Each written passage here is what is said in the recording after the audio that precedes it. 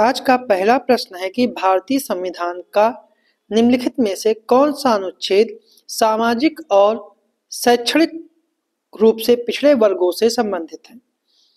Option है अनुच्छेद 331, 336, 340 या फिर 342 ए। तो इसका जो सही जो आंसर है वो आपका है डी ऑप्शन। इसका सही जो आंसर है वो आपका है डी ऑप्शन, अनुच्छेद 342 ए। संविधान में कई अनुच्छेद हैं जो भारतीय संविधान के कुछ वर्गों के लिए विशेष उपबंध से संबंधित हैं। कुछ विशेष वर्गों से संबंधित जो भाग आता है वो भाग आपका है भाग 16, और भाग 16 जो है वो अनुच्छेद 330 से लेकर अनुच्छेद 342 ए तक दिए गए। ठीक है, 330 जो है वो कहता है कि लोकसभा में एससी और एसटी के लिए सीटों का आरक्षण। 332 जो है वो कहता है कि राज्यों की विधानसभाओं में अनुसूचित जाति और अनुसूचित जनजाति के लिए सीटों का आरक्षण। 335 कहता है कि सेवाओं और पदों पर अनुसूचित जाति और अनुसूचित जनजातियों के दावे। 338 में है अनुसूचित जाति के लिए राष्ट्रीय आयोग का प्रावधान, और 338 ए में है अनुसूचित जनजाति के लिए राष्ट्रीय आयोग का प्रावधान। 338 बी में ओबीसी के लिए राष्ट्रीय आयोग का प्रावधान किया गया है। ठीक है, अगला प्रश्न है कि मूल अधिकारों के संदर्भ में निम्नलिखित कथनों में कौन सा कथन सही है कि वे देश में विधि सम्मत शासन करने में सहायता करते हैं और वे सरकार के प्राधिकार की निरपेक्षता की जांच करते हैं। और ठीक है, तो कौन सा कोड के आधार पर सही है, केवल एक, दोनों, केवल दो या फिर दोनों नहीं। तो जो इसका सही जो आंसर है वो आपका है बी ऑप्शन। इसके दोनों कथन जो हैं सही है। मूल अधिकार जो है वो संविधान के भाग 3 में अनुच्छेद 12 से लेकर 35 तक दिए गए 12 से लेकर 35 तक दिए गए हैं, और भाग 3 को ही संविधान का मैग्ना कार्टा कहते हैं। ठीक है, मूल अधिकारों के उल्लंघन के मामले में कोई भी व्यक्ति कानून के न्यायालय यानी अनुच्छेद 32 के तहत सर्वोच्च न्यायालय और अनुच्छेद 226 के तहत उच्च न्यायालय में न्याय की मांग कर सकता है। अगला प्रश्न है, निम्नलिखित में किस अधिनियम ने सिविल सेवकों के लिए खुली प्रतियोगिता आरंभ की। 1853 का चार्टर एक्ट, 1813 का चार्टर एक्ट अधिनियम, 1833 का चार्टर अधिनियम या फिर 1793 का चार्टर अधिनियम। तो जो इसका सही जो आंसर है वो आपका है ए ऑप्शन, 1853 का चार्टर अधिनियम। 1793 और 1853 के दौरान ब्रिटिश संसद द्वारा पारित गए चार्टर अधिनियमों की यह श्रृंखला में यह अंतिम अधिनियम था। इसी में सिविल सेवकों के चयन के लिए खुली प्रतियोगिता की व्यवस्था प्रारंभ की गई थी। मैकाले समिति की नियुक्ति वर्ष 1854 में की गई थी, और 1854 में लंदन में एक सिविल सेवा आयोग की स्थापना की गई, और वर्ष 1855 में प्रतियोगी परीक्षाओं की शुरुआत की गई। 1864 में रविन्द्रनाथ टैगोर के भाई श्री सत्येंद्रनाथ टैगोर इस परीक्षा में उत्तीर्ण होने वाले पहले भारतीय थे, और भारतीय सिविल सेवा परीक्षा भारत में पहली बार 1922 में इलाहाबाद में आयोजित की गई थी। अगर हम बात करें कि 1853 के चार्टर अधिनियम की विशेषताएं क्या थी, तो इसमें पहली बार ऐसा हुआ कि गवर्नर जनरल की परिषद के विधायी और प्रशासनिक कार्यों को अलग कर दिया गया। इसके तहत परिषद में 6 नए पार्षद और शामिल किए गए जिन्हें विधान पार्षद कहा गया, और पहली बार भारतीय विधान परिषद में स्थानीय प्रतिनिधित्व को जगह दी गई थी। अगला प्रश्न है, भारतीय संविधान का निम्नलिखित में से कौन सा अनुच्छेद भारत के महान्यायवादी से संबंधित है। 81, 76, 83 या फिर 78। तो इसका सही जो आंसर है वो आपका है बी ऑप्शन, 76। भारत के महान्यायवादी को अटॉर्नी जनरल ऑफ इंडिया कहते हैं, और यह संघ की कार्यपालिका का एक अंग और देश का सर्वोच्च विधि अधिकारी होता है। संविधान के अनुच्छेद 76 में भारत के महान्यायवादी के पद का प्रावधान है। महान्यायवादी की नियुक्ति भारत का राष्ट्रपति करता है। राष्ट्रपति सरकार की सलाह पर करता है। वह ऐसा व्यक्ति होना चाहिए जो सर्वोच्च न्यायालय का न्यायाधीश नियुक्त होने के लिए योग्य हो, और वह एक ऐसा व्यक्ति होना चाहिए जो सर्वोच्च न्यायालय का न्यायाधीश होने के योग्य हो, साथ में भारत का नागरिक हो, और या तो उसे उच्च न्यायालय के न्यायाधीश के रूप में कार्य करने का 5 वर्षों का अनुभव होना चाहिए, अथवा किसी उच्च न्यायालय में वकालत करने का 10 वर्षों का अनुभव होना चाहिए, या फिर राष्ट्रपति के मतानुसार वह न्यायिक मामलों का योग्य व्यक्ति हो।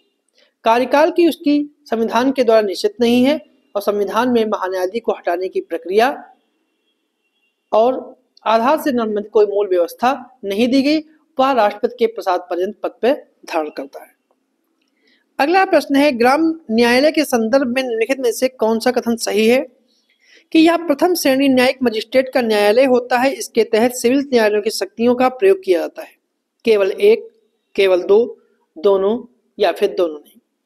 जिसका सही जो आंसर है वो आपका है ए ऑप्शन, केवल एक, मतलब पहला जो सही है, दूसरा जो है वो गलत है। क्योंकि ग्रामीण स्तर पर लघु विवादों को निपटाने के लिए नागरिक और आपराधिक दोनों क्षेत्राधिकारों के साथ प्रथम श्रेणी के न्यायिक मजिस्ट्रेट का न्यायालय माना जाता है। इसीलिए पहला कथन सही है और दूसरा कथन गलत है। अगला प्रश्न है,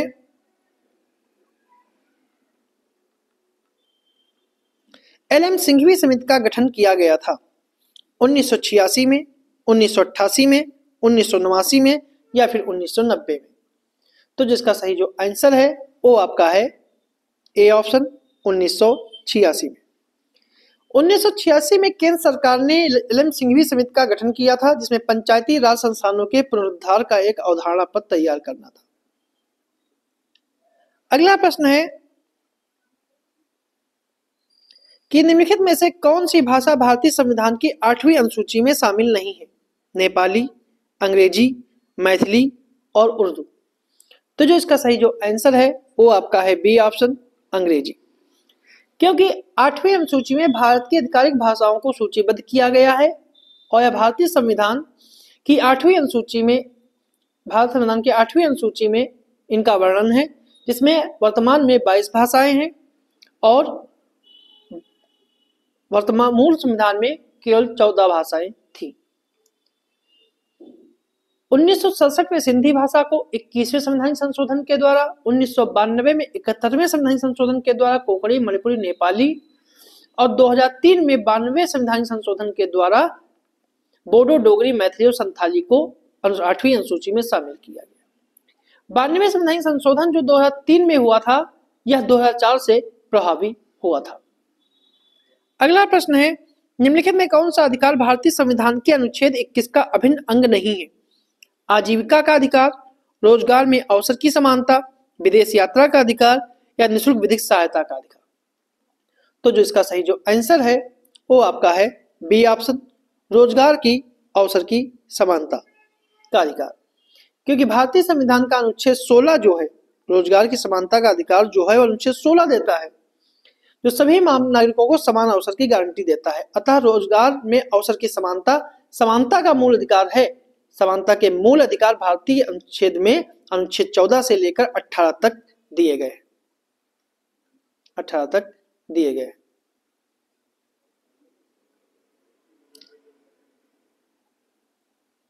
अगला प्रश्न है,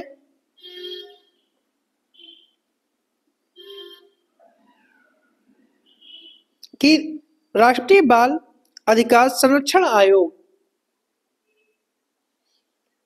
आयोग के संदर्भ में कौन सा कथन सही है? कि यह मार्च 2007 में स्थापित एक संवैधानिक निकाय है। इस आयोग में एक अध्यक्ष और 6 सदस्य शामिल होते हैं। तो कौन सा कथन जो है वो सही है? तो इसका सही जो आंसर है वो आपका है सी ऑप्शन, केवल 2। दूसरा कथन सही है, पहला गलत है, क्योंकि स्थापना इसकी 2007 में नहीं हुई थी।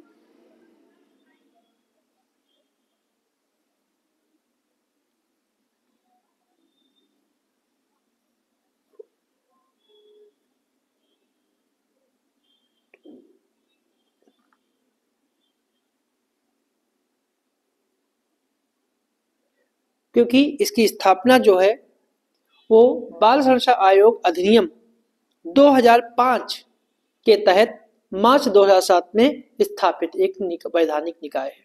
ठीक है, क्योंकि मार्च में स्थापित नहीं होता, 2005 में के अधिनियम के तहत मार्च 2007 में स्थापित एक वैधानिक निकाय है, इसलिए इसका दूसरा कथन ही सही है। अगला प्रश्न है, और जिसके आयोग के अध्यक्ष और सदस्य जो होते हैं इनका कार्यकाल जो है वो 3 वर्ष होता है और वह 2 कार्यकाल से अधिक के लिए नियुक्ति के पात्र नहीं होते। अगला प्रश्न है, उत्तर पूर्वी परिषद निम्नलिखित में से किस केंद्रीय मंत्रालय के अंतर्गत कार्य करती है? कार्मिक मंत्रालय, गृह मंत्रालय, वित्त मंत्रालय या इनमें से कोई नहीं? तो जो इसका सही जो आंसर है वो आपका है डी ऑप्शन, इनमें से कोई नहीं। क्योंकि केंद्रीय सूचना आयोग जो है वो कार्मिक मंत्रालय के तहत काम करता है, वित्त आयोग वित्त मंत्रालय के तहत, संघ लोक सेवा आयोग कार्मिक मंत्रालय के तहत, अंतरराज्यीय परिषद गृह मंत्रालय के तहत, राष्ट्रीय अनुसूचित जाति आयोग कार्मिक मंत्रालय के तहत, केंद्रीय सतर्कता आयोग कार्मिक मंत्रालय के तहत, सीबीआई कार्मिक मंत्रालय के तहत, राष्ट्र एनआईए गृह मंत्रालय के तहत, और भाषाई अल्पसंख्यक आयुक्त अल्पसंख्यक कार्य मंत्रालय के तहत, केंद्रीय समाज कल्याण बोर्ड महिला एवं बाल विकास मंत्रालय के तहत, और उत्तर पूर्वी परिषद जो है यह उत्तर पूर्वी क्षेत्र विकास मंत्रालय के अंडर काम करती है। अगला प्रश्न है, राष्ट्रीय अन्वेषण अभिकरण यानी एनआईए का गठन निम्नलिखित में से किस वर्ष किया गया? 2001, 2005, 2007 या फिर 2009? तो इसका सही जो आंसर है वो आपका है डी ऑप्शन, 2009। ऐसा इसलिए कि एनआईए का गठन 2009 में राष्ट्रीय अन्वेषण अभिकरण अधिनियम 2008 के तहत किया गया था। यह भारत में केंद्रीय आतंकवाद विरोधी कानून प्रवर्तन एजेंसी है। इसका गठन 2008 में मुंबई में हुए आतंकवादी हमले, जिन्हें हम 26/11 की घटना के रूप में जानते हैं, की जांच के लिए किया गया था। और एनआईए का मुख्यालय जो है वो नई दिल्ली में है और यह भारत सरकार के गृह मंत्रालय के अंडर काम करती है। और एनआईए की कई शाखाएं हैं, जिसमें हैदराबाद में है, गुवाहाटी, मुंबई, लखनऊ, कोच्चि, कोलकाता, जम्मू और रायपुर में स्थित है। इसकी एक विशेष शाखा भी है जिसे terror funding and fake currency TFFC cell के नाम से जानते हैं, जो जाली करेंसी नोट और टेरर फंडिंग से जुड़े हुए मुद्दों का निस्तारण करती है। अगला प्रश्न है, सीबीआई यानी केंद्रीय अन्वेषण ब्यूरो अकादमी निम्नलिखित में से किस शहर में है? गुरुग्राम, गाजियाबाद, सिकंदराबाद या फिर चंडीगढ़? तो जो इसका सही जो आंसर है वो आपका है बी ऑप्शन, गाजियाबाद। क्योंकि सीबीआई एकेडमी गाजियाबाद में है और यह उत्तर प्रदेश में है और इसका संचालन जो है 1996 में शुरू किया गया था। इससे पहले प्रशिक्षण कार्यक्रम दिल्ली में आयोजित किए जाते थे। सीबीआई के गठन की अनुशंसा भ्रष्टाचार निवारण पर संथानम समिति ने की थी और संथानम समिति के अध्यक्ष के संथानम थे और समिति का कार्यकाल 1962 से 1964 था। 1963 में केंद्रीय गृह मंत्रालय के संकल्प के द्वारा सीबीआई का गठन किया गया। सीबीआई एक वैधानिक निकाय नहीं है, किंतु उसे अन्वेषण कार्य या जांच करने का प्रावधान दिल्ली विशेष पुलिस स्थापना अधिनियम 1946 में निहित है। दिल्ली सीबीआई एकेडमी के अतिरिक्त क्षेत्रीय स्तर पर प्रशिक्षण प्रदान करने के 3 क्षेत्रीय केंद्र हैं, जिनमें कोलकाता, मुंबई और चेन्नई शामिल है। अगला प्रश्न है,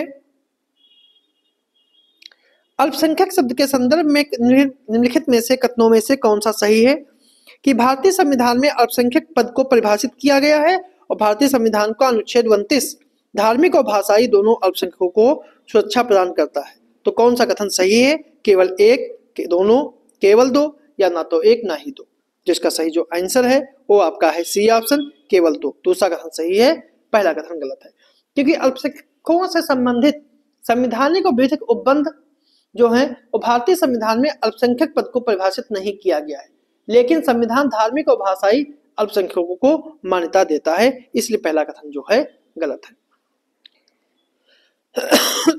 अगला प्रश्न है, केंद्रीय प्रशासनिक न्यायाधिकरण यानी कैट की स्थापना किसके प्रधानमंत्रित्व काल में की गई थी? मोरारजी देसाई, राजीव गांधी, अटल बिहारी वाजपेयी या फिर इंदिरा गांधी? तो जो इसका सही जो आंसर है वो आपका है बी ऑप्शन, राजीव गांधी। क्योंकि इसकी स्थापना जो है 1985 में संविधान के अनुच्छेद 323 ए के तहत की गई थी, संविधान के भाग 14 के द्वारा। अगला प्रश्न है, अंडमान निकोबार द्वीप समूह किसके अधिकार क्षेत्र में आता है? आंध्र प्रदेश उच्च न्यायालय, कलकत्ता उच्च न्यायालय, मद्रास उच्च न्यायालय या उड़ीसा उच्च न्यायालय? तो जो इसका सही जो आंसर है वो आपका है बी ऑप्शन, कलकत्ता उच्च न्यायालय। ठीक है, कलकत्ता उच्च न्यायालय के अंतर्गत आता है। अगला प्रश्न है, भारतीय संविधान का निम्नलिखित में से कौन सा अनुच्छेद राज्य विधानसभा में सदस्यता के लिए अयोग्यता से संबंधित है? अनुच्छेद 188, अनुच्छेद 189, अनुच्छेद 191 या अनुच्छेद 192? तो जिसका सही जो आंसर है वो आपका है सी ऑप्शन, अनुच्छेद 191। 168 जो है वो राज्यों में विधानमंडल का गठन है। 169 में राज्यों में विधान परिषदों का उन्मूलन या निर्माण है। 178 में